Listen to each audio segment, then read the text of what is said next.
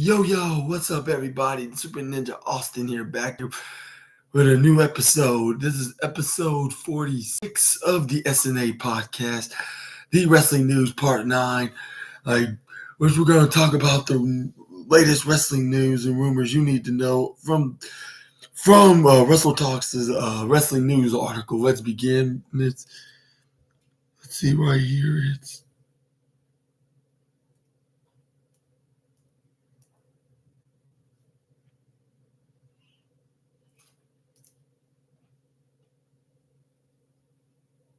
start off with WWE. WWE star claims he was released due to backstage politics, or backstage political power play. This is according to Eric Bergen,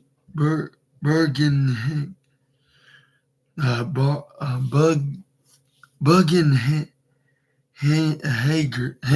yeah, Berg, Berg, Bergen, Hagen, yeah, Bergenhagen. I hope I pronounced that right.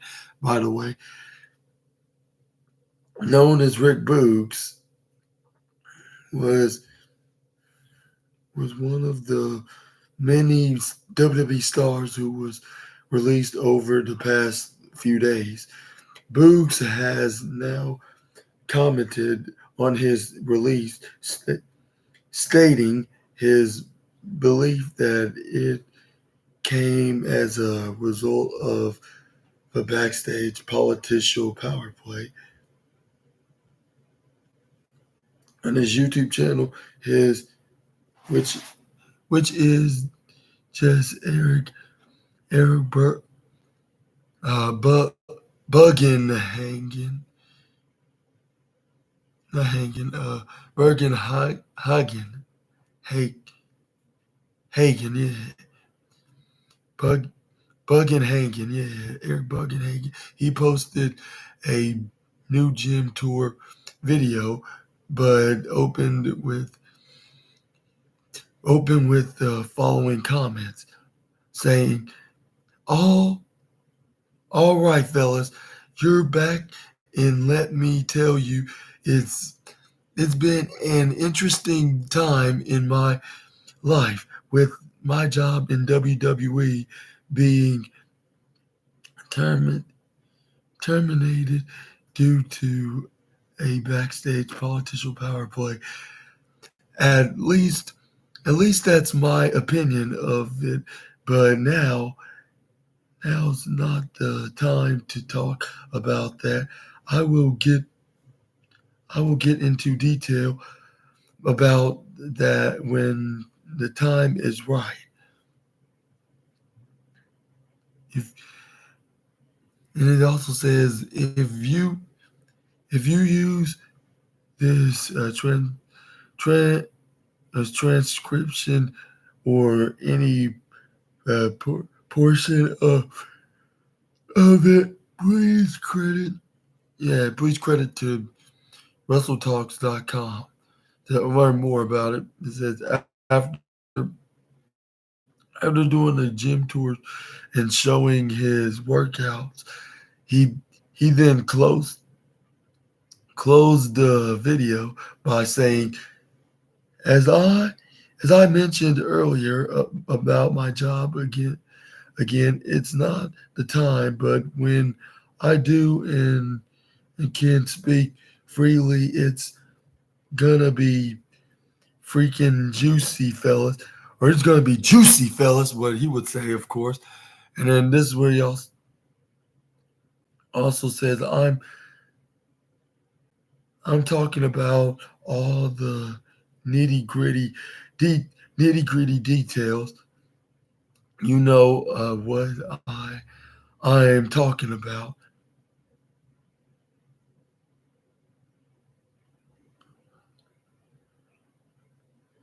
And it shows about the other releases with the likes of Dolph Ziggler and Dana Brooke and Elias, Shelton Benjamin, Emma, and Madcap Moss, and much more. But yeah, what you thought about the comments of Rick Boogs, or should you go by, or now he's going by the name Eric Eric Buggenhagen. Yeah, Eric Buggenhagen. Y'all let me know down in the comments below. And hopefully I pronounced your last name right, the Mr. Former Rick Boogs, because yeah, it's very interesting where you're going. What's next for your future outside of WWE. But anyways,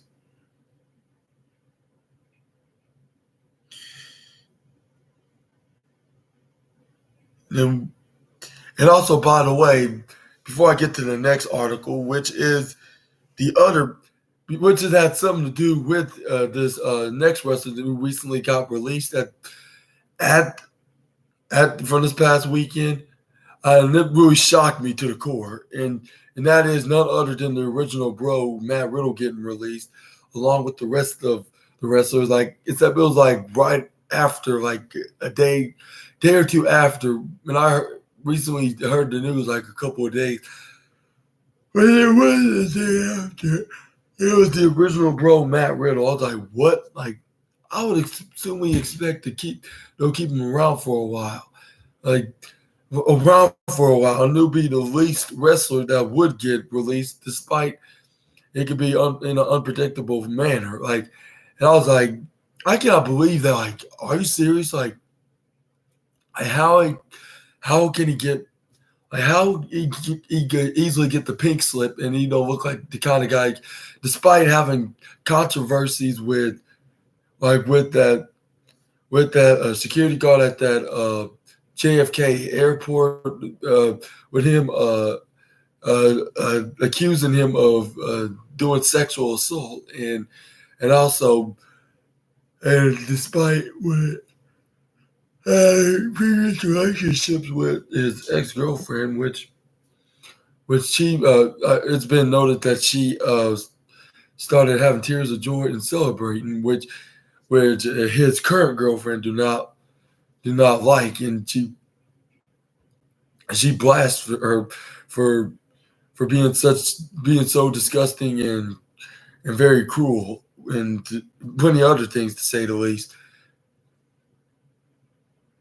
But anyways, this but yeah, y'all let me know about y'all's reaction about Matt Riddle's release down in the comments below. I was like, wow, like did this really just happen? Like, I would never thought in a million years WWE would just actually easily release him, even though we haven't seen him in weeks. And usually that would be the shocking releases, but this just came out of nowhere. But anyway, this is where we have WWE announced Drew McIntyre's next move next move after WWE releasing Matt Riddle. Or WWE announces Drew McIntyre's next move after releasing Matt Riddle, though. That's what it says according to Wrestle Talks article next. And it says, after being involved in a program of late with Matt Riddle, WWE has announced Drew McIntyre's first appearance since Matt Riddle's release.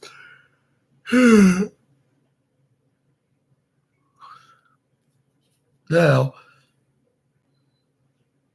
that Matt Riddle has been released, we now know what happens next for his recent McBro tag partner, Drew McIntyre.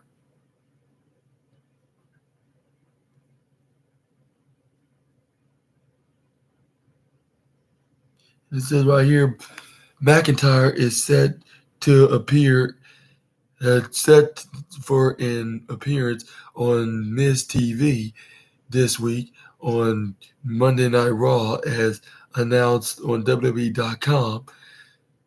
Set to address his actions or lack of or of lack or lack lack thereof, lack thereof at the close of last week's Raw, McIntyre is described as being in a pickle while he did beat Jey Uso in the main event of Raw after the Judgment Day attacked Uso. McIntyre did nothing to assist, instead turning away, seemingly with some pause of a reconsideration. Drew's decision was made for him when Cody Rhodes ran out to save Jey. Matt Riddle was released by WWE on September 22nd, 2023, which is one of my grandmother's birthdays, of course. While he did beat Jey Uso. Wait, I'm looking at the wrong thing. My apology. Riddle's release comes a day after many other releases from the company in the wake of the merger of Endeavor's UFC, the merge with UFC / Endeavor UFC. Yeah. And it says right here, Riddle with WWE in 2018, which I remember I remember seeing him when he got very first signed and got hyped up in WWE when he was wrestling the likes of Keith Lee and Cassius Ohno, which he's going back to his indie name as Chris Heroes. But yeah, but what do you think about this release? Like, did it shock you as much as much as me, Super Ninja Austin has, or much as I have, just to make sense, because that's the proper way to state it in a complete sentence. But yeah, how you think what's y'all's reaction whatsoever about Matt Riddle's shocking release? Y'all let me know down in the comments below. And he's been signed with WWE in 2018 as a member of the NXT roster. And I remember watching him when I was one of the days while I was watching NXT on my phone, because that was like the only source that I could watch exclusively on the WWE network at the time. And then I was like, this guy's really good. And then I was like, what? Like when he gets called to the main roster, I hope WWE has something ready for him. And then they sort of did, like with him being in programs with the likes of AJ Styles and Baron Corbin and even Chad Gable, and then even winning the United States Championship against John Morrison and Bobby Lashley, when the almighty Bobby Lashley was the champion at the time. And then after he lost that exact same championship at WrestleMania 36, I believe, or no, 37, when they had the crowd come back, even though it was a one-off until 3 months later when they brought back the crowd. But anyway, he lost it to Sheamus at WrestleMania 39. This is where he was slowly but surely creating form a tag team with the Viper, Randy Orton, and the original. And there was they were known as RK Bro eventually, and faced AJ Styles and Omos for the Raw Tag Team Champions. They successfully they successfully defeated and dethroned the form of the form of the tag team alliance with AJ Styles and Omos. And then towards the end of the year, they lost those exact same titles to the Alpha Academy's Chad Gable and Otis. But then eventually managed to win the exact same championships back against him. And they held those championships for like, I would believe 4 to 5 months until like even successfully defending that at WrestleMania 38 against what uh, against the Street Profits and Alpha Academy until a month later, after they had a big 6-man tag match. It was him and Drew and Orton against the Bloodlines, Roman Reigns and the Usos. And then that's when like right before the year, at the end of the year, it was Orton and Riddle against against the Usos,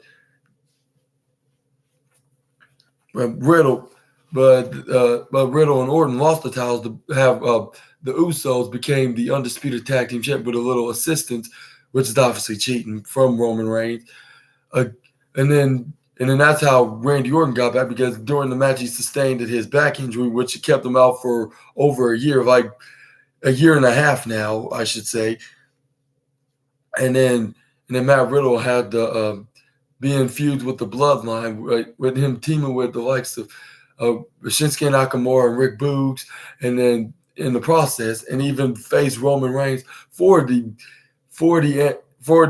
undisputed WWE Universal Championship back in June, I believe, which he nearly beat him. And then even had Mark Henry believe if he could do it, he could win that championship, like which he nearly did. But Roman Reigns managed to defeat him, and then this is where it continues with this feud, and even started a mini alliance with Elias, which Elias did not want to be a bother with him, like, but only just a team with him, just because he's a very cool guy. But yeah, he also teamed with Bobby Lashley. Bobby Lashley in matches with the likes of Austin Theory and who was the guy that was like a mid-card heel at the time on Raw? It was I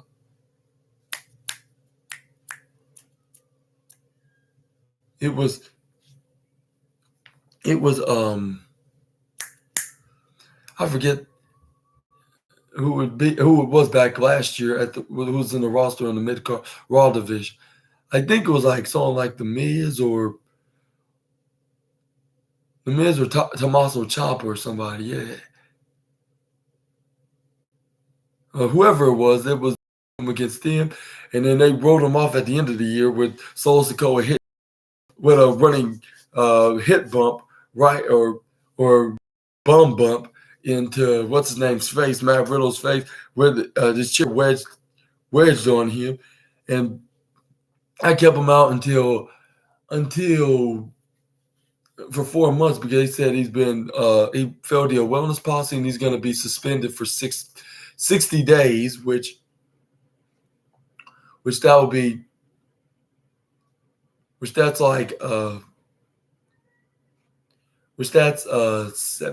I'll say, which that was supposed to be until February, like in 2 months, but he haven't came back until 2 more months later at the WrestleMania after. Yeah, I mean the Raw after WrestleMania, which that was rated as the most horrible WrestleMania of the year. Yeah, basically, yeah. And then he faced what's his name, The Miz, in the match which he beat, and then he's been in multiple programming. Recent, it was with him teaming with Drew McIntyre until like when he faced the likes of the New Day and the Viking Raiders with him, but when they were traveling at the UK, or was it? No, that was the UK. It was India, yeah. And then when he was at the JFK Airlines, this is where he accused of that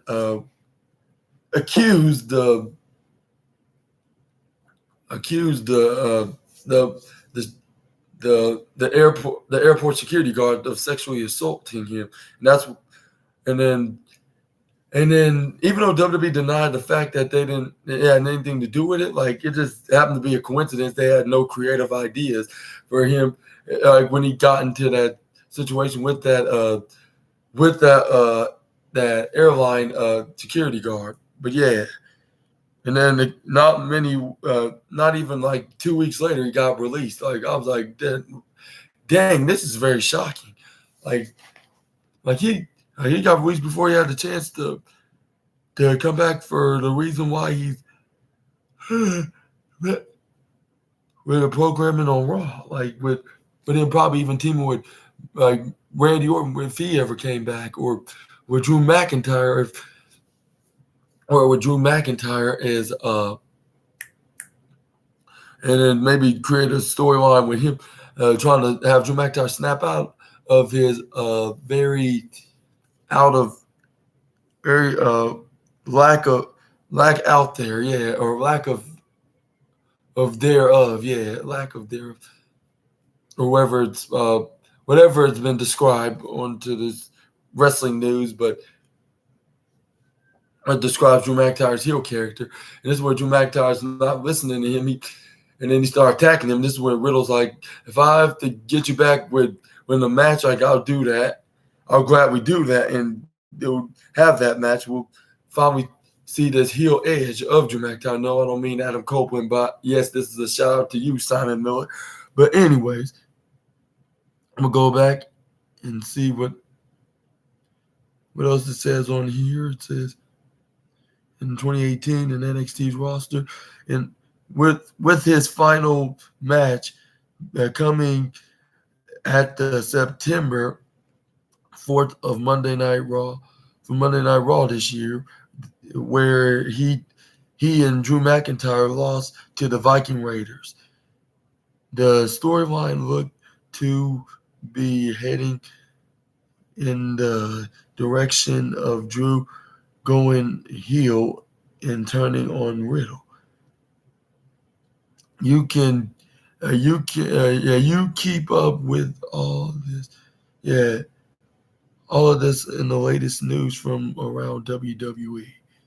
But what y'all think about this all of a sudden release from the original, bro? And then and what y'all would expect it that Riddle would have been turned on by the Scottish Warrior if he stayed around long enough.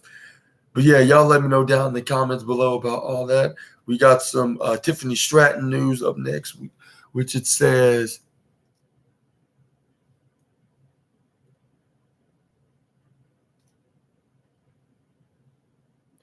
NXT star works another WWE main event.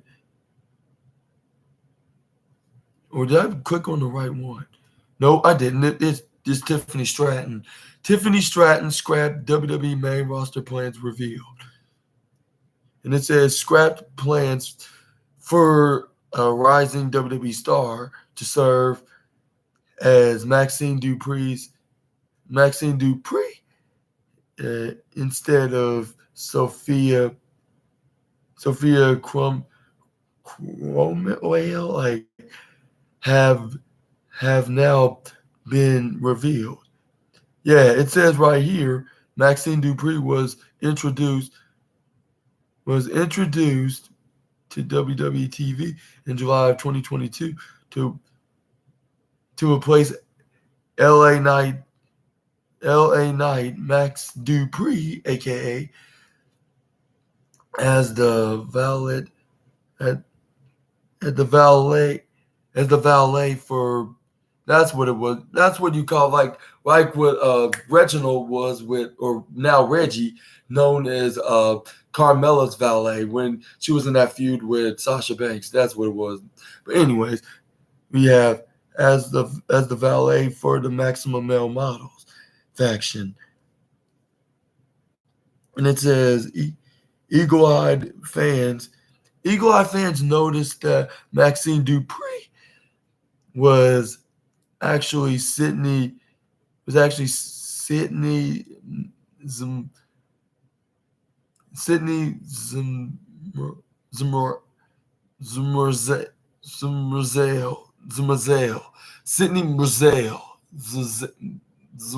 Zmazel, who had been introduced to NXT TV as Sophia Cromwell, Sophia Cromwell, earlier that year. Speaking on Twitch, former WWE stars and Maximum Male models Mason Mansour discussed the, discussed the origins of Max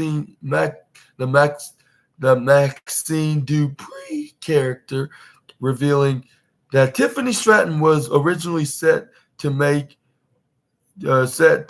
take on the role before plans were changed at the last minute. The duo noted or the duo note not noticed the duo noted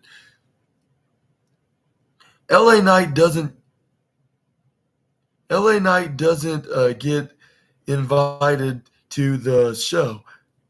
I'm and then Mansour said Mace, and then Mansour said, I'm pretty sure it's the same day, but we all were. I mean, we were all supposed to to fly to the show. LA Knight got told you're not you're not traveling, and we were like we were like OS. Mace also noted saying that that was the day they made the Maxine Twitter, make the Maxine Twitter, which we thought we was role play. Mansour Mansour Mansour also stated, we thought it was fake, and and then and then May said they followed us, and we got a text follow back the said saying follow back Maxine Twitter account. Mansour said Maxine Dupree was a character that existed before the person playing it right now started playing it before the player started playing it. Maxine Dupree as a concept was created that play. Knight saw that in and was like, that's it. That's it. That's it, guys. Or my bad, yeah, like that's it, guys. You know what's funny? Maxine Dupree character gets created on Twitter and says, I'm Max's sister, and I'm running the Maximum Male Model website. We're we're we're all looking at that like, okay. A week after that, they teased the debut of Maxine Dupree. Maxine Dupree will come out with the Maximum Male models. Like and I swear to God, when I heard that I looked at LA when look at each other at the same time, it's going to be you in a dress. It's going to be you in a dress, isn't it? It's going to be you in a dress, isn't it? He's like, it's going to be me in a dress. And he's like looking at him like weird, like, yeah, that would be very awkwardly odd.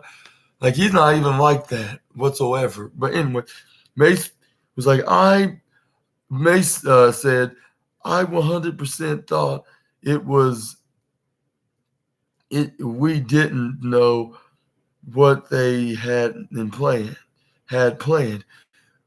We thought it's got to be Max in a dress.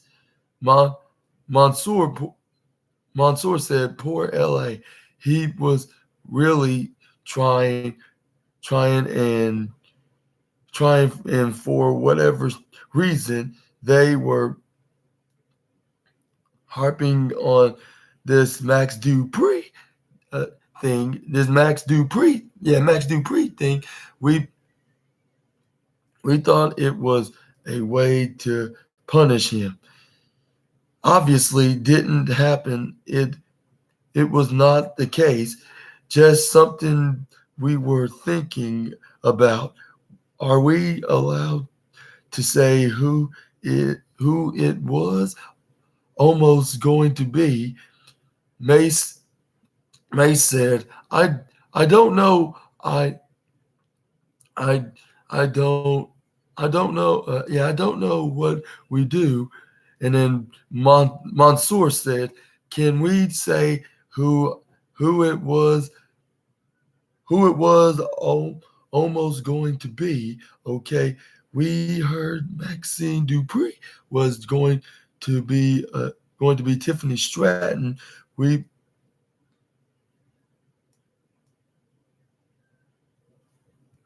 Tiffany Stratton. We we heard that was very close to happening until the last minute. Uh, Mace said they did not decide until the day before. It was the day before to travel. Sydney, aka Sophia, found out and had to go pack. Stratton recently made an made appearances on WWE Raw and at Payback, which is the premium live event this month, to fuel a rivalry with Becky Lynch.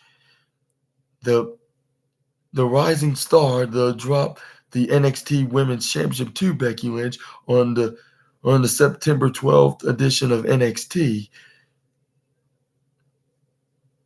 Stratton has since been working more on the main roster shows, fueling rumors that she will soon receive a main roster call-up, which you can't rule that out regardless, because if the WWE management sees her as a main roster star with her making these appearances and even facing Becky Lynch and taking her to the limit, like if she was like one of the main roster wrestlers, you would you would never know when she can get called up to either Raw or SmackDown, which it would possibly be Raw because of probably for many opportunities for any sort, like for being a young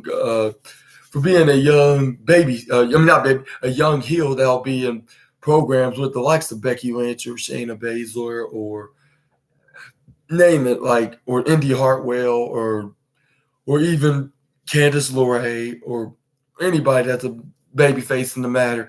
But yeah, what are y'all thoughts about Tiffany Stratton being close to being the being the future returning LA Knight? Yeah, man. Maxine Dupree, Maximum Male Model's sister, of nearly originally playing that role of Max Dupree, which he's going by LA Knight. Yeah, into this Maximum Male Model storyline as Maxine Dupree. Y'all let me know down in the comments below. And then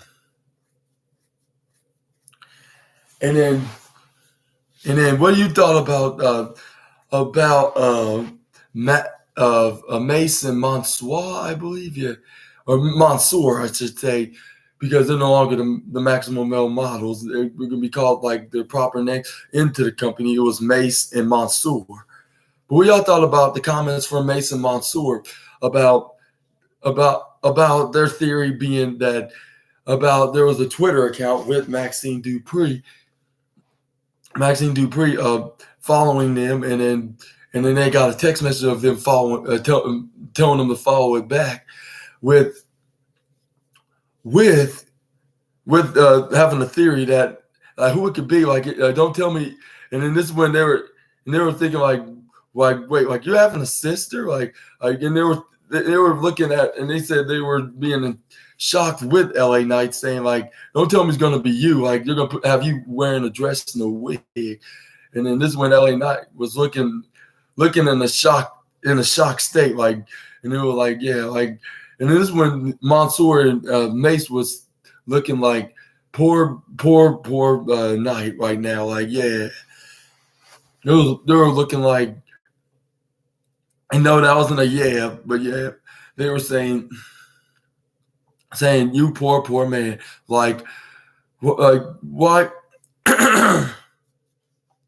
like you poor man, like I hope this is not the case, like you being in a dress and possibly in a wig, playing the role as your kayfabe sister, Maxine Dupree.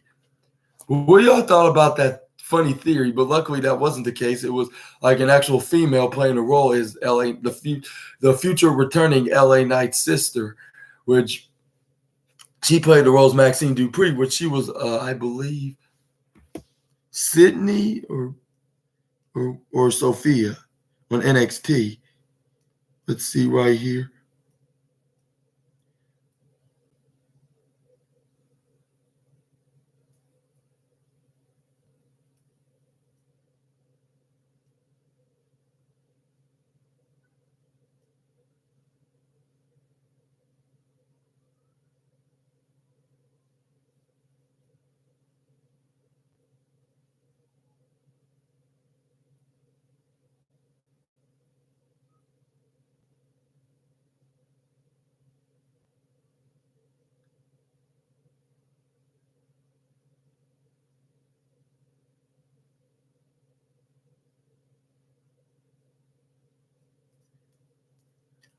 That's where her name is, Sophia.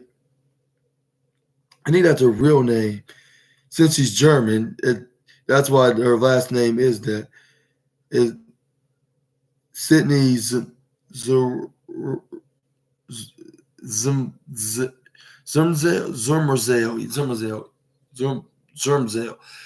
I mean, after all, she is German, but yeah, she was known on NXT, which I remember. She was even the female member of Robert Stone's little alliance with him managing Von Wagner and her. Is introduced to Sophia Cromwell. Yeah, Cromwell. Until she got called up to the main roster. And then LA Knight was like, yeah, like get ready to crack up. Like, I guess I have a sister, like, that's gonna be Maxine Dupree.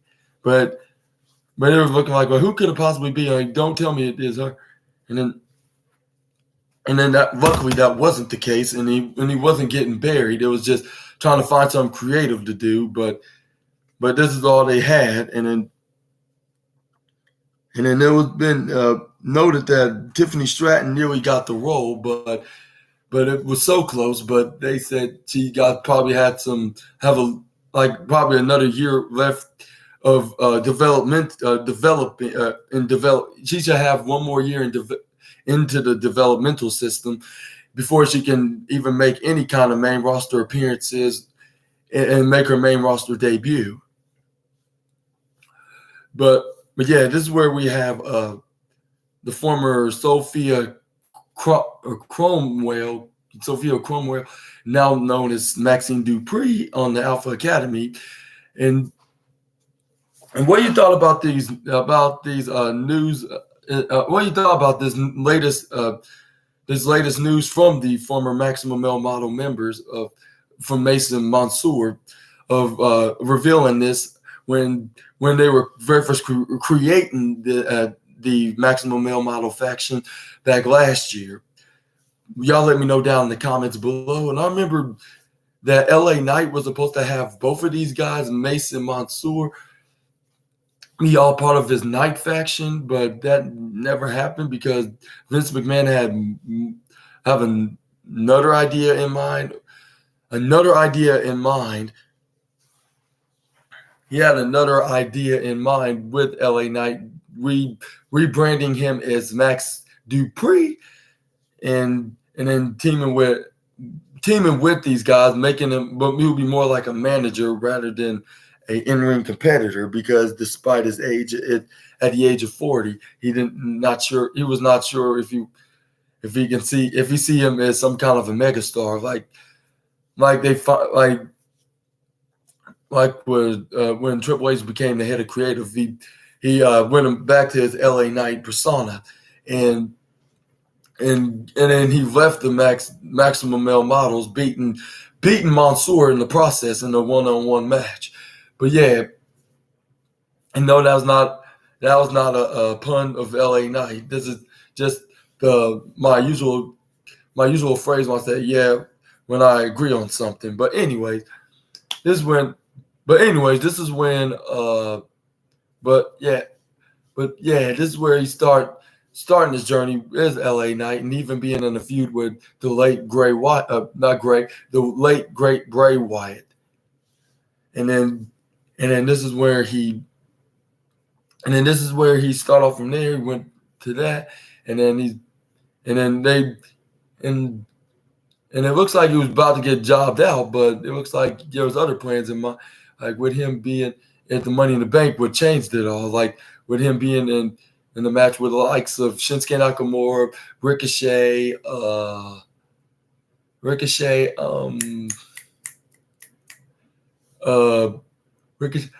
Logan Paul, Damian Priest, and even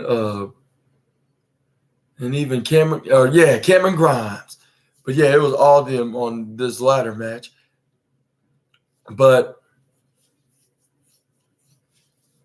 yeah, and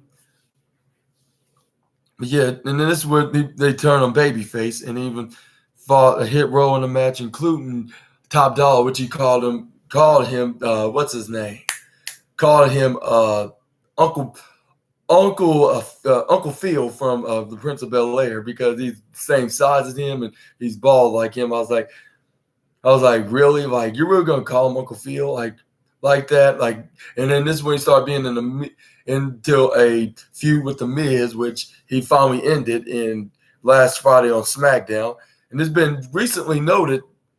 And then also, and also had that match, which it was a passing of the torch moment, which John Cena sees some kind of success and potential into Knight. So he gave him a handshake, raised his hand when he was a special guest referee, like, this is the future of WWE.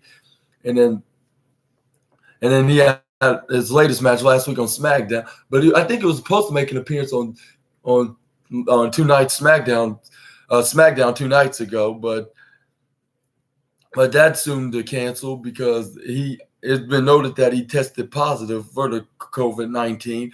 Let's hope he recovers from that, and he recovers from that and not get the sickness, because that's what anybody least needs at this point. But yeah, what do y'all think about that? About this wildest news and review and this confession from the former Maximum Male models? Y'all let me know down in the comments below. We're gonna move on. But yeah, luckily Maxine Dupree did not dress up as his kayfabe sister, because that would be very, very cringy and humiliating for us witnessing, watching, and the man himself dressing up as his kayfabe sister. But I'm glad that did not happen, because that would definitely been showing that he's getting buried. Because if not, then how come they will have him dress up and do that? Like, usually whoever is getting punished by something that they did that Vince McMahon did not like usually they get punished by doing some humiliating acts on into segments and during the show, and then And if they're not lucky enough, lucky enough from that, like they get released right after that. But yeah, but yeah, we, but yeah, luckily that didn't happen. He went back to his LA Knight gimmick from NXT, and now he's about to head forward to being a main eventer or a mid card star. But yeah, what y'all think about these? About that? Yeah, just let me continue. Let me know, and then we got some NXT star news now. Is the NXT star works another WWE main event at main event show at mid call up rumors, and it's a former NXT Women's Champion, which is Tiffany Stratton. Well, there's more news. Is Tiffany Stratton was in action at yet another WWE main roster event amid speculations about a potential call up. Tiffany Stratton made appearances on WWE TV to build towards an NXT title bout against Becky Lynch. While this championship bout was now token place, Tiffany Stratton is still working main roster shows. The NXT star was recently in actions at WWE house shows on September 16th and 17th. Stratton has now returned to the WWE live event loop, live event loop, competing on Saturday's September 23rd house show at the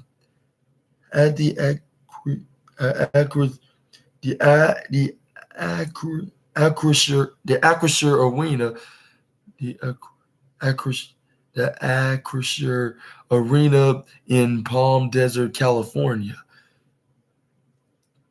At this show, Stratton faced off against Becky Lynch, ultimately coming up short against the NXT Women's Champion. Coming up short against the NXT Women's Champion. Following the show, Charlotte Flair shared photos with Stratton, which you can view below. The last NXT talent who worked main roster house shows were Pretty Deadly and Zoe Stark, who were eventually called up to the main roster in a full-time, not too long after. And while this doesn't confirm a Stratton call-up, this is the call-up is happening. It is a sign that points into that direction. Lynch defeated Stratton to win the NXT Women's title on the September 12th edition of NXT. Stratton will challenge Lynch in a rematch, this time in an Extreme Rules match at No Mercy on September 30th, which is my older brother's birthday. Oldest brother's birthday, by the way. And here's the picture of Charlotte Flair's post on, I believe, Twitter, or Instagram. Either way, I'm gonna let y'all see right here from this live event from both Palm Springs and Fresno's, California. Here it is right here where she's backstage taking a duo picture with side to side, flexing their muscles. And what do you think about this? Is this a sign that Tiffany Stratton's potentially making her main roster debut, or this could be just a one-off, just because for the fact that she's in an NXT Women's Title feud with the man Becky Lynch. Y'all let me know down in the comments below. I think it's for the fact about it, but also it could show that she could make a main roster call up like very soon, like as soon as, like, even if she wins back her women's title and she loses to someone like a rumored Lyra Valkyria, she could face Lyra Valkyria like in the next pay-per-view, like, which will be, I'm thinking like NXT Over the Limit, like their next pay-per-view, like, which that'll be probably in November or December, and that's when she probably make her full-time main roster debut, like, or full-time main roster call-up, more like, because she already been and made her debut ever since she's been teasing this programming with the man Becky Lynch. And there's also a picture from this fan that attended the show, that Becky Lynch took on Tiffany Stratton at this full packed house show. Yeah, right here. And it was very packed. It's more packed than went to a live event like back last October with the likes of Kevin Owens and Austin Theory, Bianca Belair, Bailey, and the rest of Damage Control, Io Sky and Dakota Kai, and Dana Brooke and Tamina, what's that nobody, Mina, Alexa Bliss, R-Truth, Omos, MVP, Dolph Ziggler, Seth freaking Rollins, Matt Riddle, Dolph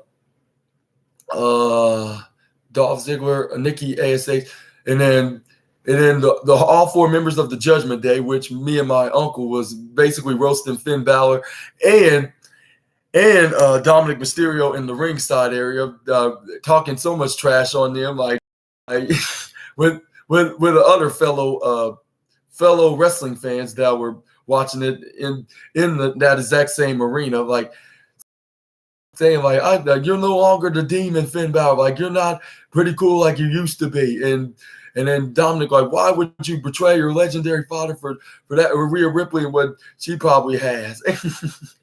But yeah, dude, basically roasting him like what the great one would say. But anyways,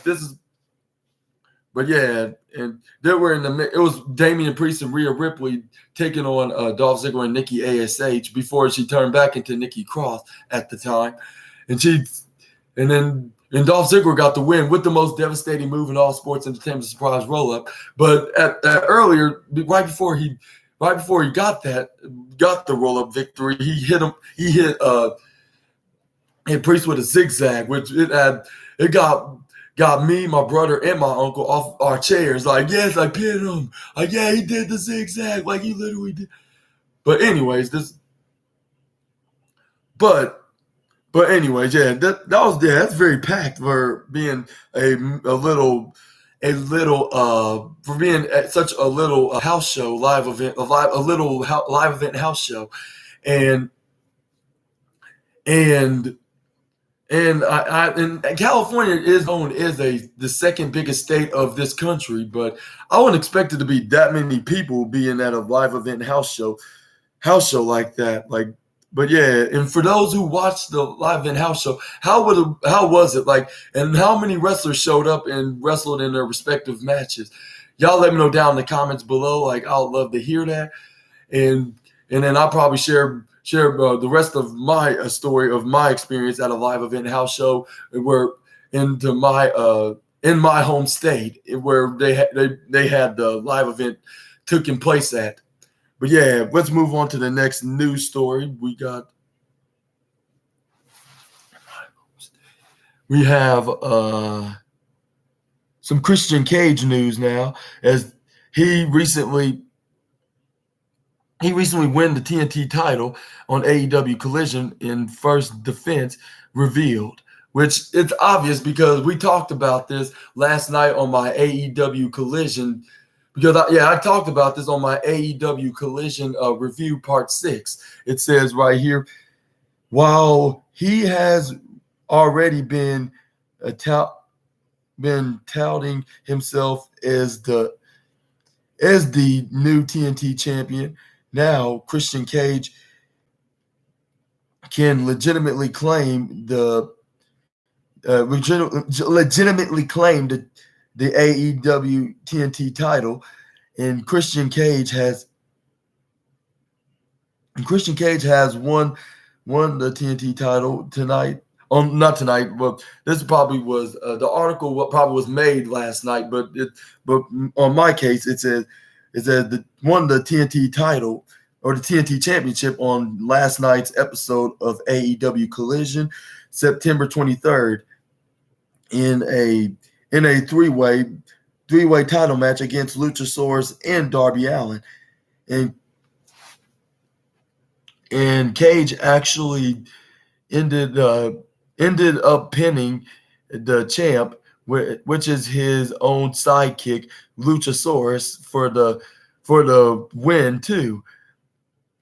In a in a backstage segment afterwards, Christian Cage wished to Nick Wayne's mom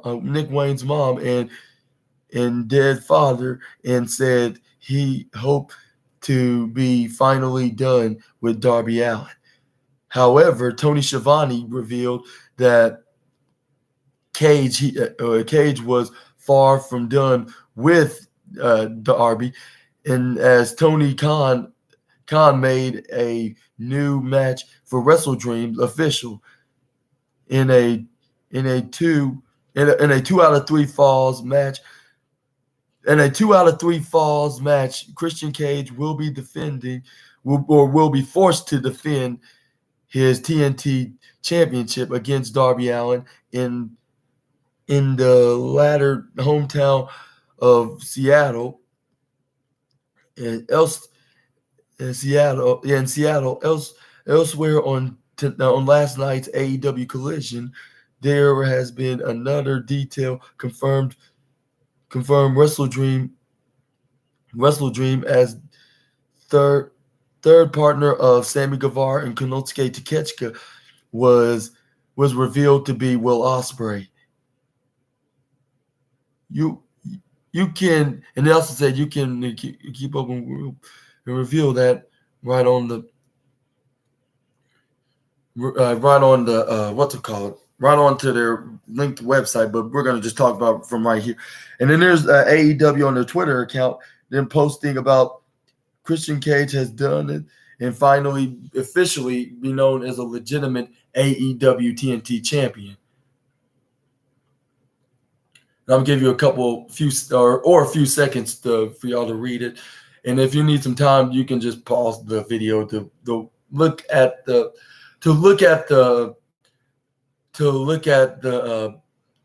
post that AEW did with a little recap video about the three-way match. But what y'all think about this latest match? Like I said last night, and who you think is gonna win? I believe for 2 reasons why I think that Darby Allin should win the TNT championship. Because of one, it's gonna be obviously in his hometown, and this will be a dream for him to win the championship in his hometown at one of AEW's latest big wrestling pay-per-views of the year. And then this will be a dream of him of winning the championship regardless. And for the other, or I should say a guaranteed win. But anyways, this is where, but this is also, we can finally see that Luchasaurus will have enough of Cage's shenanigans. He's going to eventually turn on him on next Sunday at Wrestle Dreams. He's probably going to choke slam him, give Darby Allin enough time to pin him. I mean, he could do it with giving him the DQ victory, and then he probably wants a shot at the TNT championship. But I think it's going to help Darby Allin. He's going to probably be the first ever 4-time TNT champion, I believe. Yeah. But yeah, I'm going to wait y'all be done to that in the comments down below. But next up, we're going to move on to the next news story we got. But yeah, next Sunday, exactly from today, it's going to be the latest is going to be the latest, AEW's latest pay-per-view, which is technically a crossover with Tony Khan dedicating the pay-per-view to his Japanese wrestling idol, Inoki. And what do you think about the match card? Like, do you think it's too much AEW wrestlers facing one another and making it like an AEW exclusive pay-per-view, or do you think this is perfect? This is like a perfect match card, which it makes sense in the story, like, which I believe that's pretty. I'll say, yeah, this would make sense because for the fact that this couldn't get any. This couldn't be any perfect on another pay-per-view, not even on Full Gear. Like, this will probably help build up to what's going to happen next into the next pay-per-view at Full Gear, which is going to be a month from then, in October 1st. That we'll probably see what's going to happen then, like when it comes to the AEW Championship, the TNT Championship, the TBS Championship, and the AEW Tag Team Championships and Women's World Championships, and so many more. But next up, we got a WWE name claims Dolph Ziggler didn't change with the times before being released. And this says right here, Dolph Ziggler being released by WWE came to some as a surprise, which it really was. And after his nearly 20 years with the company, one WWE name noted that Ziggler had seen on cruise control for at least the last decade of being the show off Dolph Ziggler, of course. And then he said on his Hall of Fame podcast, discussed this week's WWE release with one of them being Dolph Ziggler, which said by Booker T, which I kind of noted that was Booker T's podcast, but it's like it seems like he's been as cruise control for like the last 10 years. It seems like he got to a point where he said, I'm just going to ride pretty much ride the thing as long as I can. Which I'll say there's nothing wrong with that. It's just that, like, when you have an opportunity to do better than just ride as you ride along as much as you can, like you can be taking that for an advantage for being a main event star, which I agree with the 5-time WCW champion on that, but he also said right here, Dolph is one of those guys that really never changed. You know his look and know his look. He always was the same guy all the time. And for me, I always said, if you don't change with the times will pass you by. I mean, that's true, but I don't think even if he tried to change, it probably wouldn't make him any better, though. Like, unless he got something that is better than the show off, like something that could be like him but newer, like something that he could be some kind of a comedic character, like in a way that can get over. It could be because, after all, he's doing standout comedy on the side. So I would say he could use some of that standout side of him as his advantage of being probably with a new wrestling persona. Yeah, that's the way I could describe him. He can use that for an advantage for a new wrestling persona, and get him over and make him world champion material once again. and then he could win like multiple heavyweight champions, whether it being the undisputed WWE Universal Heavyweight Championship or the World Heavyweight Championship. But anyways, and he said you got to know how to really be able to keep up with that's going on there. That's going on there in in the in the music world, yeah, in the music world, entertainment world, the world, and whatnot, yeah, world and whatnot. And I think Dolph Ziggler is just that is stayed that one character through his whole time now.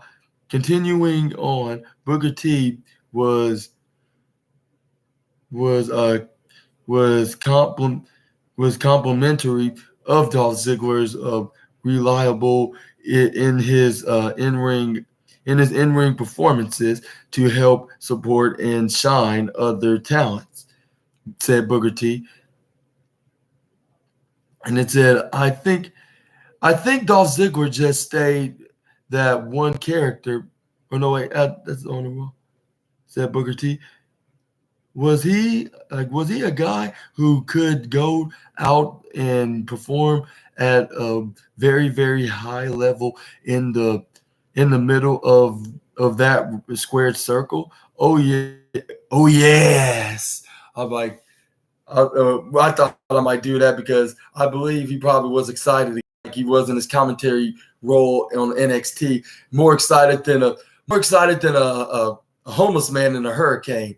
Which I hope we just getting a very funny catchphrase as I go along with it. But anyways, this is where Dolph Ziggler Dolph Ziggler was a guy that could go out and work with anybody, but then Dolph become that guy that if you needed to get somebody over, you would call Dolph. And I say and I say that because sometimes you can put you can put you can you can put you can literally find yourself putting yourself in that position when you do not know how to change with the times. But there again, I think Dolph Ziggler is a guy that will be okay too. I think Dolph Dolph he's a smart and he's a smart dude. He's he's a college educated dude as well. He he's not just a wrestler. So I see Dolph being okay in life. Period. He's he's a guy that you could call and you could trust Dolph Ziggler to go out there and and make sure job was done. Make sure the job was done. And one thing about this business, you you need guys like that. That's why Dolph stayed around for more than 20 years. You you got to be smart to stick around for more than 20 years in this business as well as people got to like you people like Dolph Ziggler. He was a guy just like Shelton.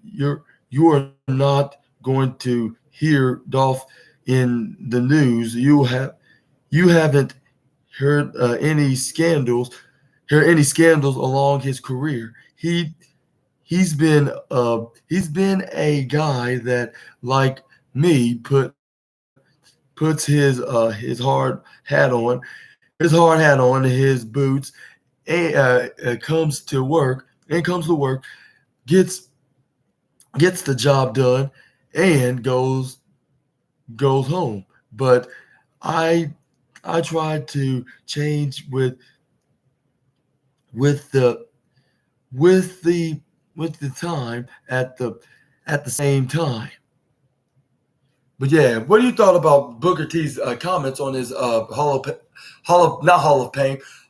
Fame podcast? What do you thought about these comments from this Hall of Fame podcast from his Hall of Fame podcast he that he was a smart and great worker, and he's a well college educated guy, and he can probably can find work anywhere. Period, and he's probably not gonna worry about too much about getting work somewhere. But what you thought about his comments of him complimenting and couldn't help but notice that he been the same gimmick from like the past decade. Y'all let me know down in the comments below. We're gonna move on.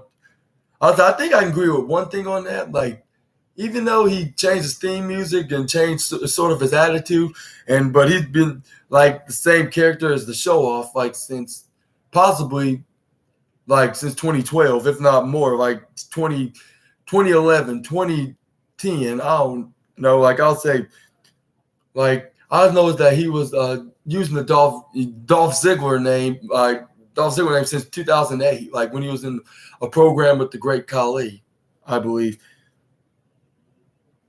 But this is where, but yeah, but this is where he started becoming world heavyweight champion and then winning Mr. Money in the Bank and held in his second reign as world heavyweight champion by beating Alberto Del Rio in the process exactly 10 years from now. And yes, like, can you believe that was 10 years ago when Dolph Ziggler pulled that off? That's when I started growing my hair back out. And I've been growing it ever since then. But anyways, yeah. But yeah, y'all let me know down below. And let's move on to the next news video. It's a former world champion to be a free agent next week. And it says there has been a lot of contracts. There's been a lot of contract news in the world of professional wrestling in recent weeks, including from within WWE, AEW, and even Impact Wrestling. With Impact PCO and health's contracts with the company are two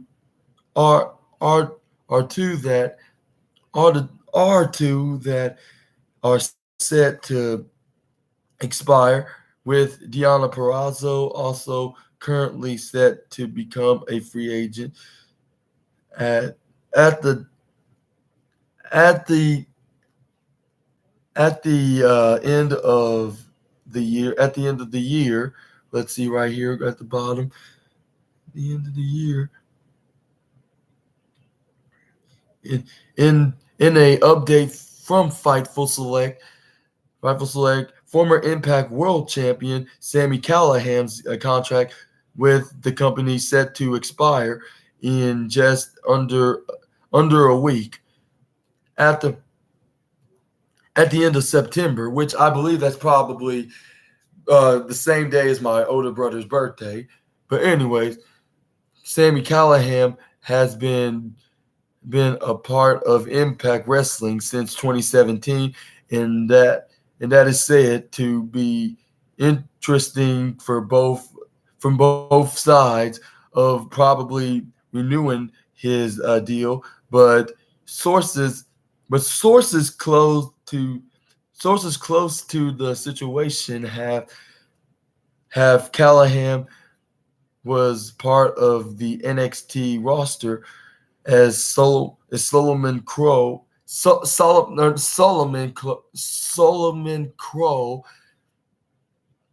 prior to his release from the company in 2015. He has since gone on to on to become a big name in the independents and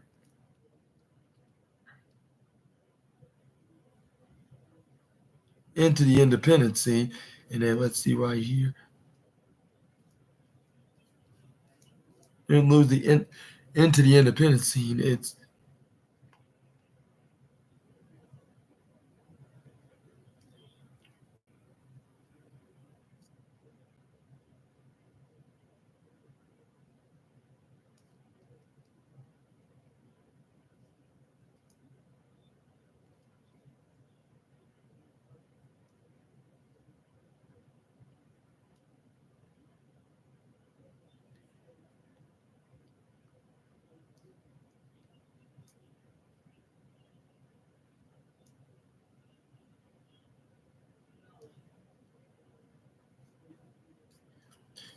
But yeah, Joey Callahan with NXT and the independents. But yeah, it's very interesting about Sammy Callahan's contract expiring and also Deonna Purrazzo. But do you think you're going to head back to Titan Tower Land, or they're going to renew their deal with Impact Wrestling, or even try to go or even get negotiated by Tony Khan of joining his company in All Elite Wrestling, or even both wrestlers going back to the independent scene? Y'all let me know down in the comments below. We're gonna move on to the next going to the next slide, which is being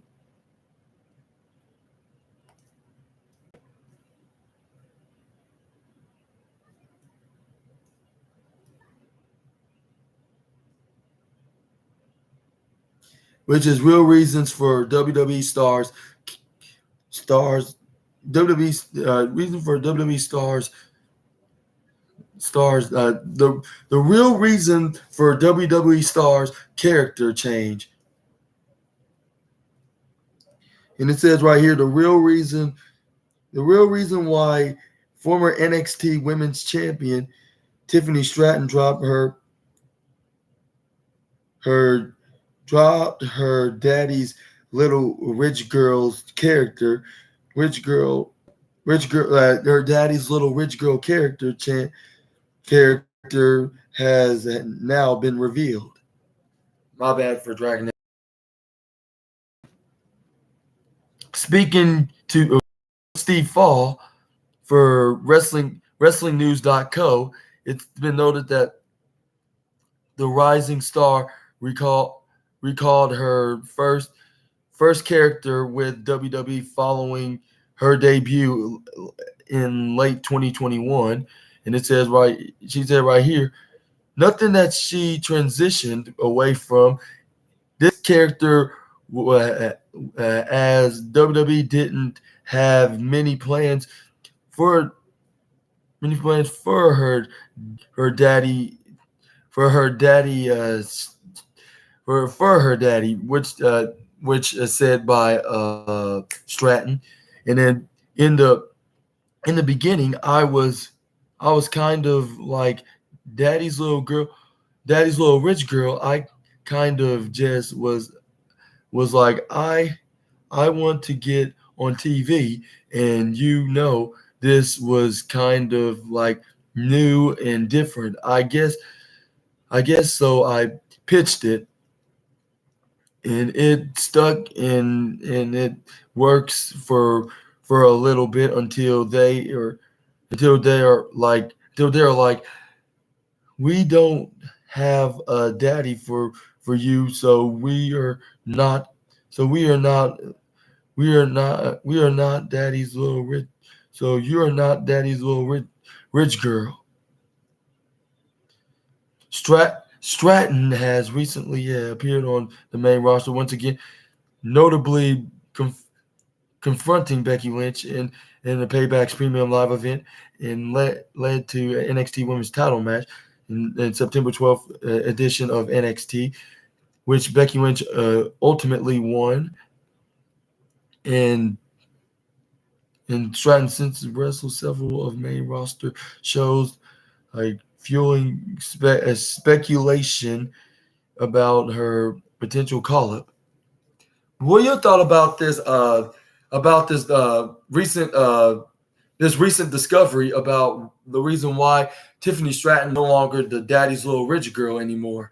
Y'all let me know down in the comments below. Y'all let me know down in the comments below. And I was thinking about that back in 2021. I remember she was this spoiled rich girl that always keep calling her daddy about something that she wants or something that she complains about during NXT. But ever since she started becoming more of a bigger star, even without the championship, before she was even the NXT Women's Champion, she was being noticed by everybody in WWE and the WWE fans who watched NXT, and then she was getting noticed by everybody from the main roster and everybody who only watched watched Monday Night Raw. Like, has been noted that she's a star into her respective career in the WWE, and I think even even if they did have ideas for her to have a daddy on WWE, like someone has a role playing her father, I don't think it would have worked out pretty well. Like, or even if she had a real daddy on there playing, like he's a very rich and successful man, like even if that's the case, like she probably wouldn't need it, because look at her right now, like showing that she's becoming the youngest and biggest megastar, if not after Roxanne Perez, but of course. But yeah, let's move on to the next news story, which is, I believe, it's Survivor Series.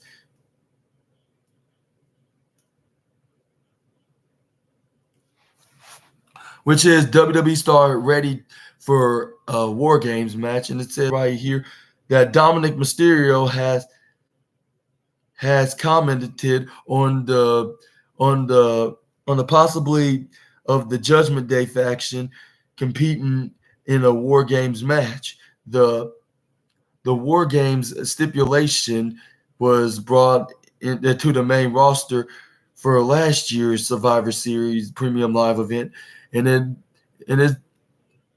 while it hasn't been confirmed that the stipulation will return for the 2023 show, there has been a lot of speculation about it, about Finn Balor,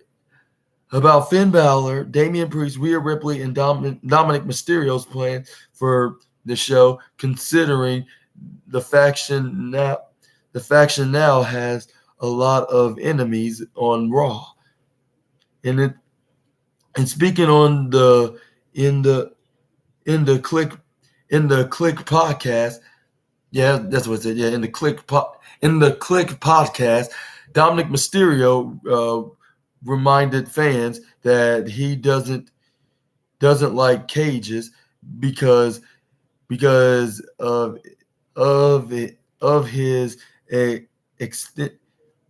his extensive time in jail, in kayfabe, of course. But he's definitely selling this, and he's doing a really good job continuing being a heel outside of the ring, like someone like MJF would do. Like, that's really, and I think, like Plana said on that one video, saying, I believe all wrestlers, including heels, should stay in this way. Like, they should stay in kayfabe, even if they're in interviews or meet and greets or WrestleCon events or whatever, or any events that's outside of wrestling. Like, along with being on the show, they should be playing whenever they're their characters. Like, they should be playing like exactly like their characters, and then they make this more and more entertaining in the wrestling world, and then make the fans even watch even more, and that will bring in that entertainment and that interest into the pro wrestling industry and on TV as well. But anyways,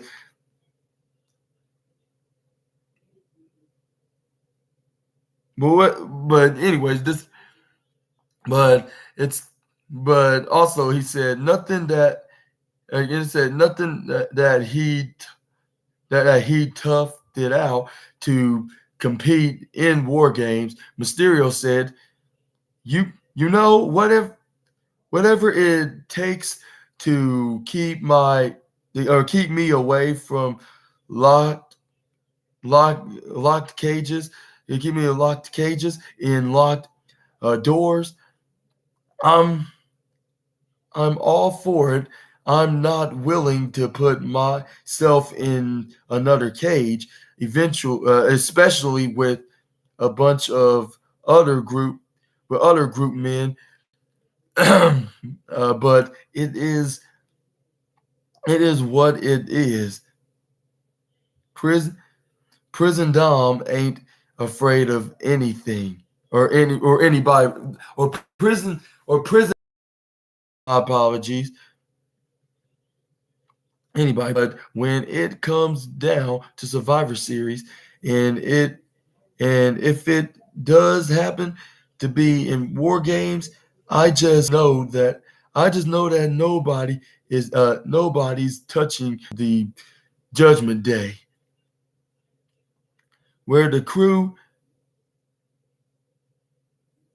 we're the crew to beat and we're the crew to beat and we are the crew, so that at the end of the day, whoever wants to step in there with us, good luck. Dominic Dominic Mysterio is currently holds the NXT North American Championship, while he was originally set to face Mustafa Ali at the September 30th, which is my brother's birthday, at the No Mercy show. This title match will no longer take place following Ali's release. Mysterio has now commented on that recent release, which you can read more onto the link, which I should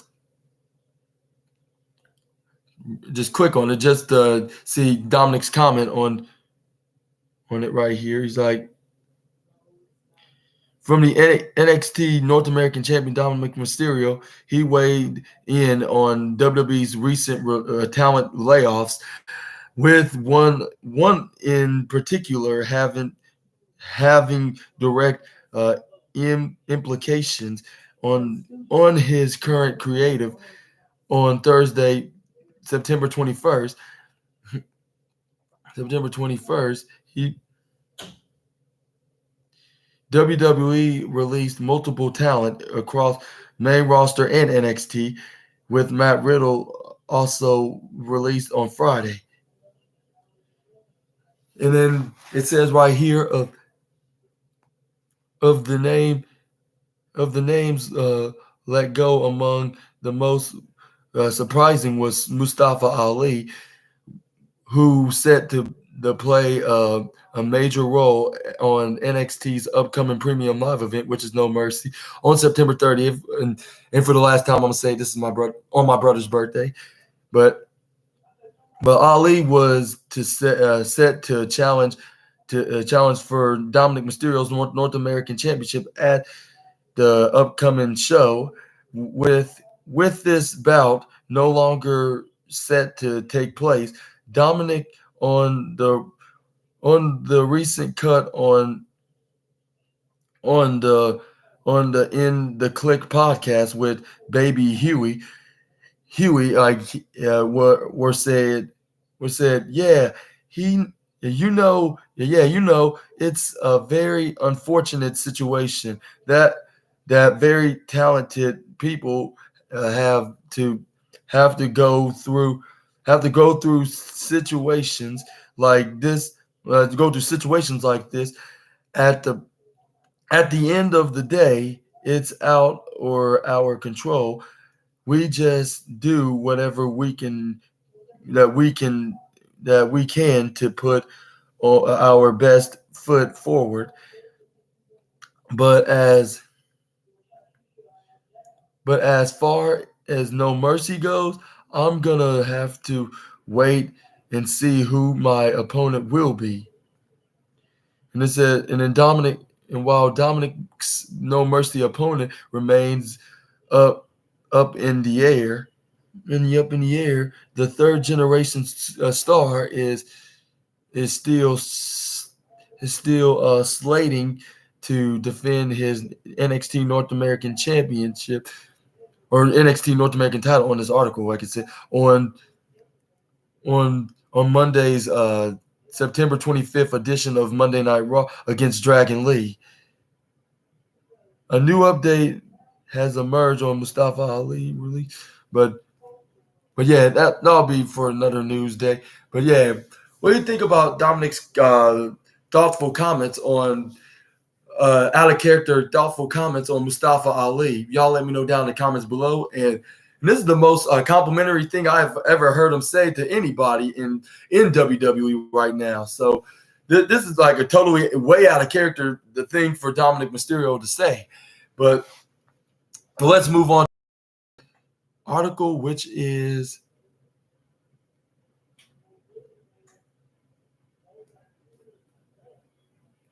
and also, what you thought about Dominic? And also, most importantly, what you thought about Dominic Mysterio being a part of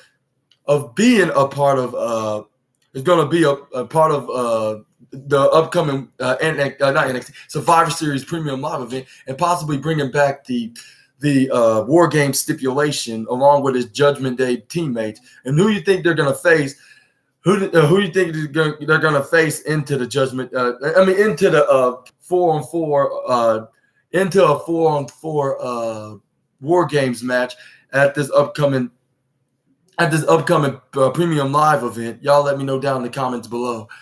I would love to hear what y'all's opinion. Who y'all think that's gonna who the Judgment Day is gonna face? And do you think that WWE is gonna bring back the stipulated match particularly for the Monday Night Raw heel group to face face a few of the Raw's baby faces? Like, which I'm assuming it could be like Kevin Owens, Cody Rhodes, and Sami Zayn and Jey Uso. Like with the Judgment Day, possibly will have Damian Priest, Finn Balor, Dominic Mysterio, and JD McDonald's. I'm loving it. Hey, I'm just kidding, but seriously, JD McDonough. And do you think they're also going to have a women's Survivor Series War Games match too, like they did on last year, and like on NXT, like when they had the very first women's match in 2017? That's the men's match, 2020. But yeah, and who you think? And if they do have a women's War Games match, who you think is going to be participating into the match? Y'all let me know down in the comments below. Also on that. And y'all also let me know about the men's match, which my prediction is going to be JD McDonough and Finn Balor, Damian Priest, and Dominic Mysterio taking on a faction with Kevin Owens, Sami Zayn, Cody Rhodes, and Jey Uso, which that's probably going to come up at this November, which I don't know how I'm going to know this, but I'm just thinking that possibly would be the case because they have the Judgment Day trying to have JD winning them, but when they refuse, they just attack and just and it'll be in a 3-on-1 disadvantage until Cody and help and come for the save, like which we talk about on the wrestling news and from this past Monday's on Raw on the Raw review on the SNA podcast, which was the Raw review part 6. Make sure y'all check that out. And then also, we also talked about Drew McIntyre wasn't so keen of trying to trying to help Jey Uso out. Like he just walked away. But anyways, back to Judgment Day versus possibly the top baby faces on Raw. Like, but yeah, y'all let me know down below about that. And do you think it's gonna be them four or somebody else?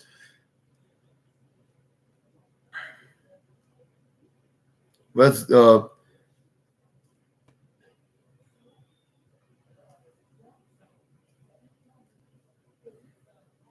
okay, up next we got some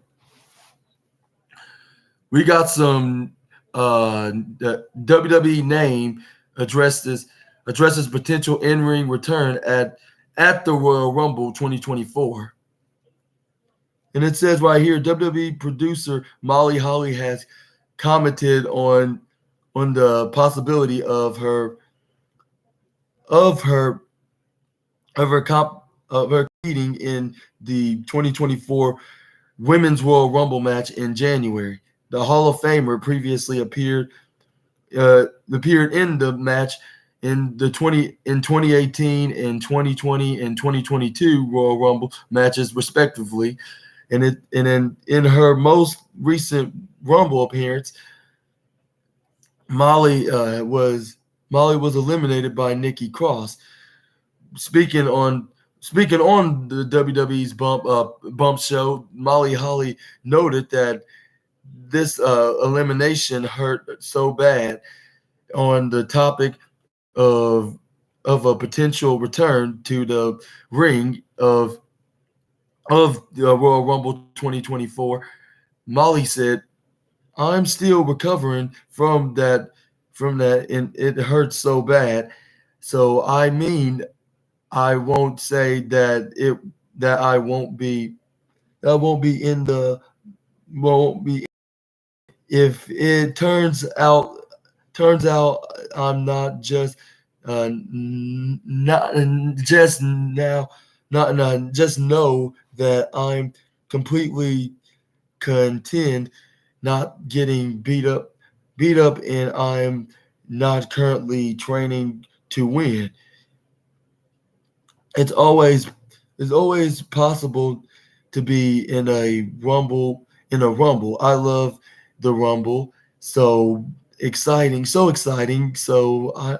fun. I still feel Nikki Cross hits from the last time I was there. For the last time I was there. Royal Rumble 2024 will take place at Tropicana Field in Tampa, Florida on January 27, 2024. And it says in other WWE women's division news, a rising star has worked another main roster show ahead of her potential call up, which is obviously Tiffany Stratton, of course. And do you think that Molly Holly will make another Royal Rumble return in next year's Rumble? And do you think that MJF is going to make a Royal Rumble make his WWE debut possibly at the men's Royal Rumble match? Y'all let me know down in the comments. Y'all let me know down in the comments below. And like I predicted, that he's probably going to sign with WWE in January in 2024 as soon as his AEW deal expires. But we also have, and what do you think about Molly Holly's comments about the last person hitting her was Nikki Cross and also eliminating her? She still feels the pain from that match and from that match 2 years ago, and she wanted to go back in there and possibly go face to face with her once again, and probably give her a taste of her own medicine and cash in her receipts right onto the former Twisted Sister of Sanity. And do you think that Tiffany Stratton probably would make her Royal Rumble debut on next year's Rumble, whether if she's still NXT or if she finally makes her main roster call up? Y'all let me know down in the comments. We're going to move on to the next news, which is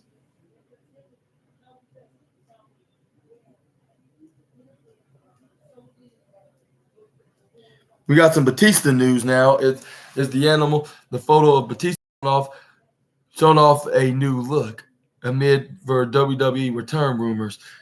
And it says,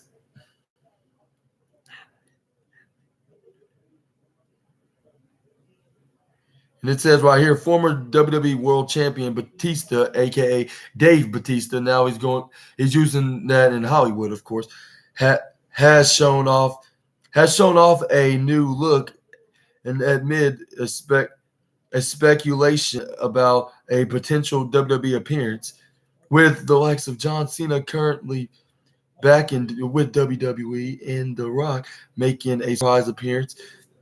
on the September 15 edition of Friday Night SmackDown, many fans have called for Batista also to make to make a WWE appearance. The animal has now taken to Instagram story with a photo of himself after changing his facial hair. As you can see into the photo below, Batista has shaved his beard off and and leaving just a mustache and a goatee. And it appears that Batista has also shaved his head again. The former WWE star captioned the photo trying this out. Like while there has been some speculation, there's some speculations about Batista returning to WWE. It's unlikely that the Hollywood star would step back in between the ropes. Batista has been vocal in the past about not wanting to come out of retirement, believing that the end of his WWE career was fitting. Despite this, a current WWE star has expressed interest in facing the interest in facing off against Batista, which you can read more about in this article. But before we get to that article, we're gonna continue this with the powerhouse last wrestled in WrestleMania 35 in 2019, losing to Triple H in the singles match or singles action, I should say. And yeah, no one haven't seen him in I'm not sure even in the ring in general in WWE since then, like since WrestleMania 35. And I remember watching that, and it was like, man, it was a 7-hour long pay-per-view, like with everybody wrestling, like name it, like, and everybody appeared on that show at WrestleMania, except for except for Stone Cold, The Rock, and The Undertaker. But other than that, like everybody else was there, yeah. And that was one of them being Batista and Triple H, and that was a really good match. I even had my dad watching when I was watching on my Motorola, like when I used to have a little cheap Motorola phone from Cricket. But that's when we watched, because he was like, wow, like Batista's really wrestling. Like, you're joking. Like no, like he's really, and he even laughed at that point where Batista slipped out of the ring and tripped over the ropes, and he laughed it off and did this pose like, the animal. But yeah, we're gonna talk about more about a potential wrestler wanting to face the animal Batista.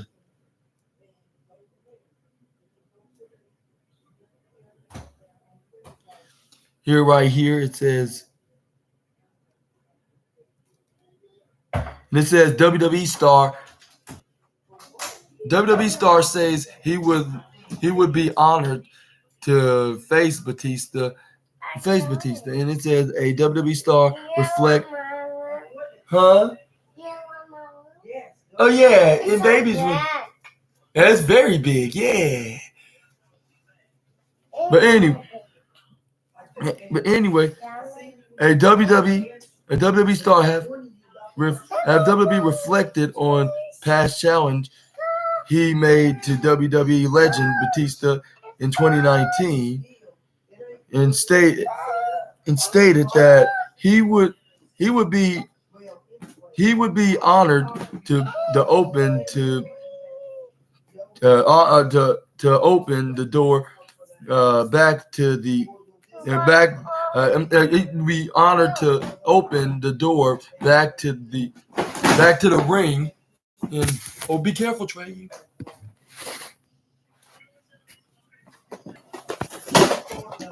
You be careful. Anyways, Sorry, my bad. Background with a Trey playing with his toys, and he nearly slipped and fell. But yeah, he's okay now. But anyways, it says right here, you'll be honored to open the door back to the ring for the animal, and it says when a Twitter user uploaded a video of Karrion Kross, aka Killer Kross, at the time, calling out Batista after a match at Josh Barnett's Bloodsport in 2019. Kross would respond with some background on the challenge, while also making clear that he still has a strong desire to making it happen, saying on the tweet, wild story version had came off wrestling Moxley and heard Batista was in the building shooting a zombie film, was a huge fan and of growing up bummed to hear he retired, and thought he'd kill it, and then thought he would kill it at Bloodsport, and that was hoping he'd return and would be honored to open that door. You can view Kross' original 2019 challenge to Batista between while Kross hopes for Batista's return to the ring, judging by comments made by the Hollywood star since his final match was at WrestleMania 39, and it seems unlikely. But in April 2021, 2 years following his final WWE match with Triple H, Batista said he would never return to the rings, citing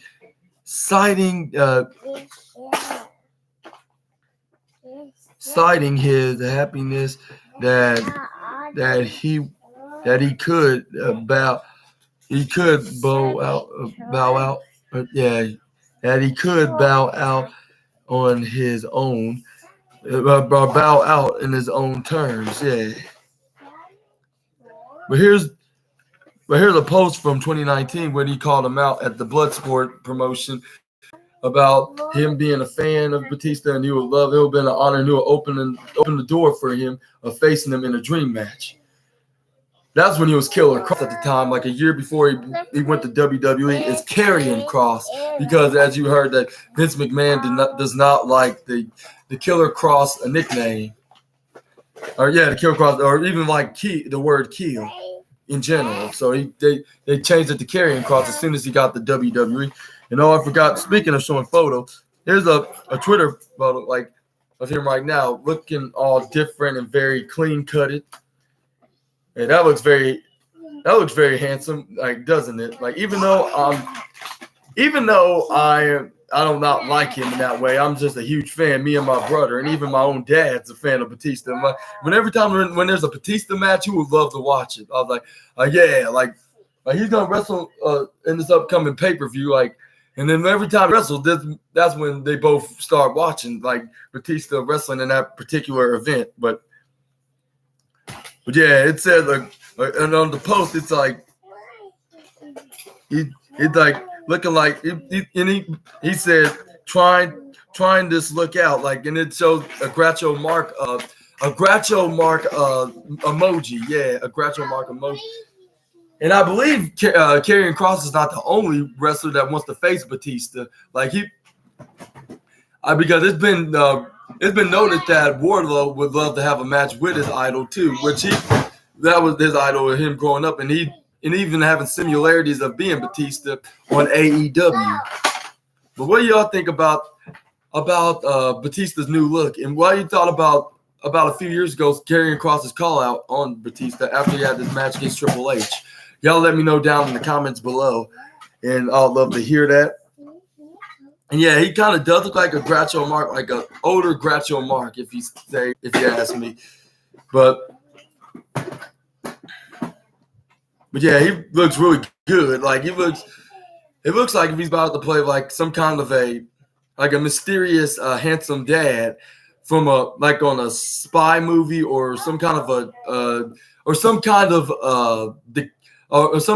that movie, like a mystery movie. Yeah, I'll say it looks like he's like one of those handsome mysterious dad, like a mysterious handsome dad on a mystery movie, like of him being like a detective or be a father of a detective, like whether the detective be a male or a female. But yeah, and do you think that Batista could possibly make a return for a match or two? Y'all let me know down in the comments below. I would love to see Batista have like a couple more matches until he hangs up his boots for good and for good this time and for on good terms, of course. Okay, look at me. You see the spinny little top toy? Look, I'm still doing it. Yeah. Spin-a-rooney. Put it around your fingers and spin it around. I think you're a little too small unless you do it that way. Oh, don't let go when you do it. You gotta go into it. But anyways, we got some more AEW news now. Is more AEW news now is the new era in AEW to begin at AEW Wrestle Dream. And it says right here, that AEW President Tony Khan has stated that the upcoming Wrestle Dreams pay-per-view will mark the beginning of a new era in AEW. With AEW founded in 2019, the company has had an eventful 4 years of operations. And then it says right here on this article said from Tony Khan, like you won't want to miss AEW Wrestle Dreams, which I'm trying to work on, trying to get the money so I can order the pay-per-view. Anyways, he's at Wrestle Dreams as well in the I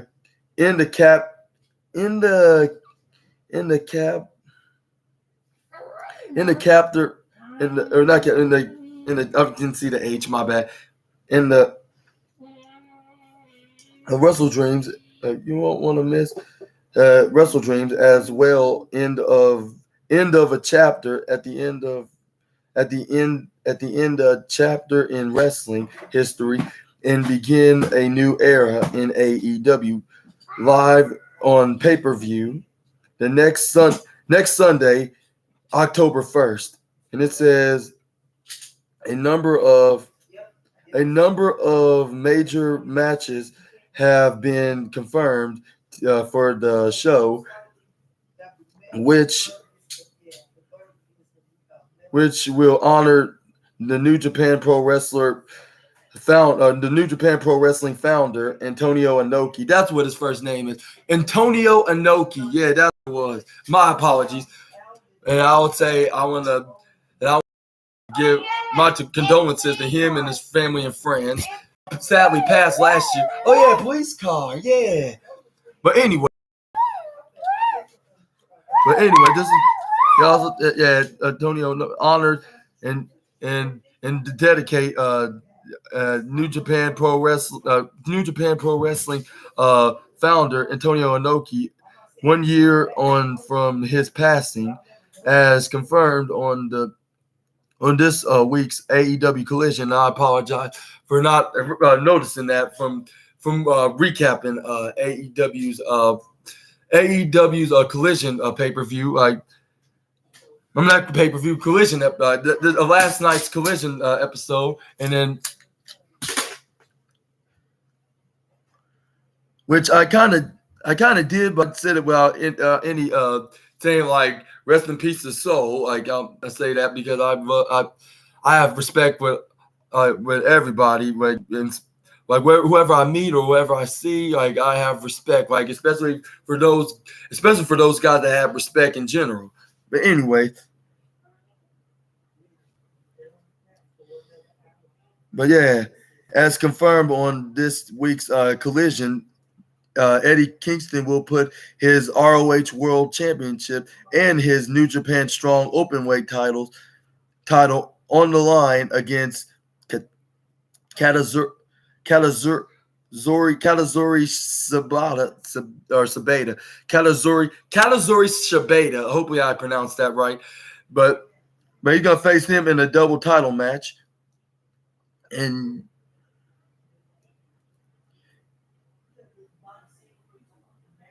it shows right here that it's been confirmed and been posted on Twitter from the AEW's on the AEW page that there's going to be some changes and there's going to be an end of one era and there's going to be the beginning of a new era.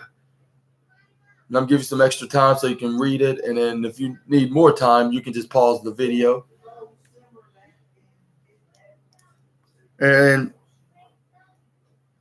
what do you think about AEW going to be in their new era? Like from the past 4 years of being in their previous era is the big successful wrestling company that's ever competed with WWE and onto the 89 to the 18 to 49 demographic. But yeah, y'all let me know down in the comments below about what you think about this going to be a new era for AEW, and as soon as they come up with the upcoming pay-per-view. And do you think this is going to be a yearly thing, or is it going to be just or it's just going to be just a one-off, which I think is going to be a yearly thing, because when you celebrate some kind of a holiday or event, like when a promoter has or an owner or a promoter of a company does something to honor their one of their like idols or their inspirations, like they usually do this like be an annual thing, like it'll be like some kind of an annual holiday, yeah, like they do this every once a year, which I believe they're gonna do that. But yeah, just let me know down below about your opinions. And then up next we have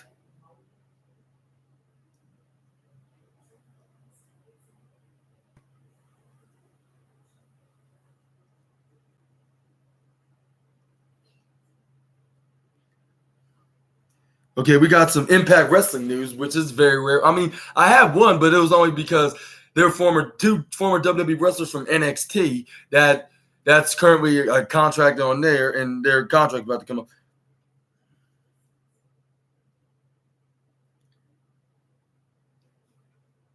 I already said this news right here about Deonna Purrazzo and okay, never mind.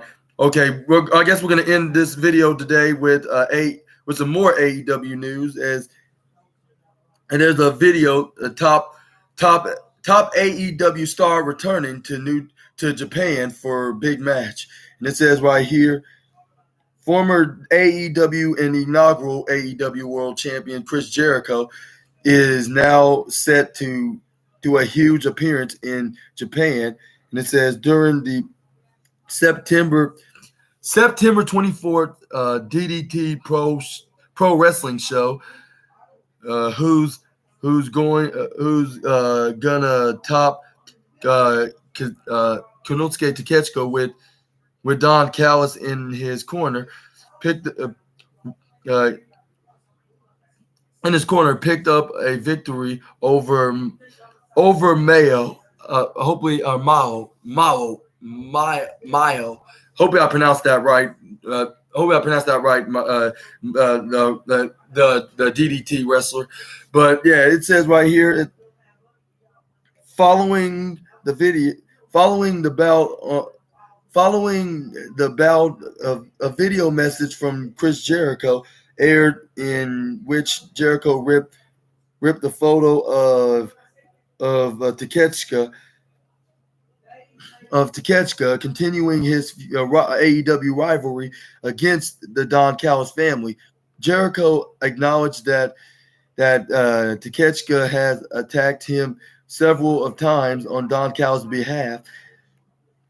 Now, out out for revenge, Jericho challenged Takeshita to a match at DDT Ultimate Party in 2023 in November 12th. Less now, and this is where and this is where and this is and Jericho can watch you can watch Jericho's message below on what happened down below, but right here on this video it shows him ripping up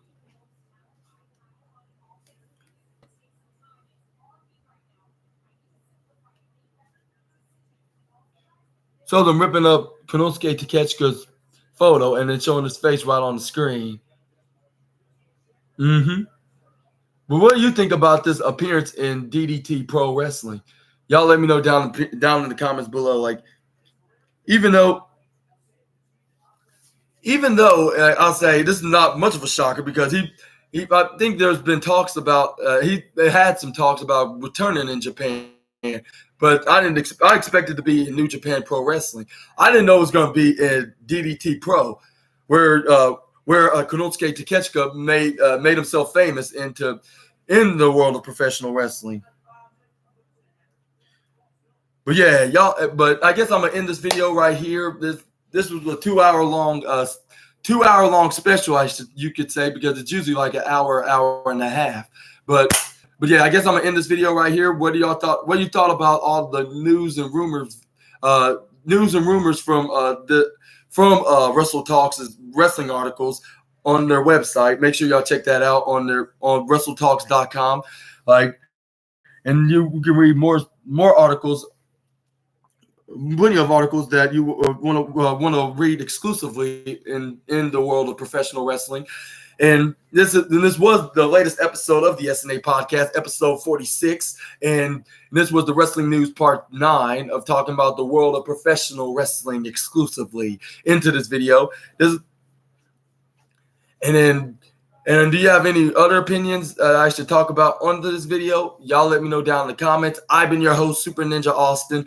And then this was a pleasure to be the host.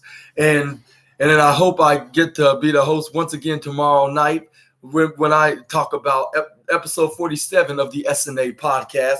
It will be the seventh ever week, which is the luckiest number in the world. It'll be the seventh week I do the Raw review, part 7. Make sure y'all check that out. It'll be the SNA podcast, episode 47. What a funny coincidence! It has the 7 into the mix of being my 47th review of Monday Night Raw, which is going to be the upcoming episode tomorrow night. Make sure y'all check that out. Once again, I've been your host, Super Ninja Austin. This was the 46th episode of SNA podcast. Hope y'all enjoyed it. And if you did, make sure you comment down below. And if you like this video, make sure you give me a big thumbs up and subscribe and click the bell notifications if you haven't already. And then so you can be notified for my next upcoming video, which that's tomorrow night. And even to show you more of my content is my self-made journalist. And I hope y'all have a great Sunday, and I hope y'all watch tomorrow night's video, which is the Monday Night Raw review, the latest episode of the Monday Night Raw review on the SNA podcast. And I'll see you then. Super Ninja Austin, the Assassin, out.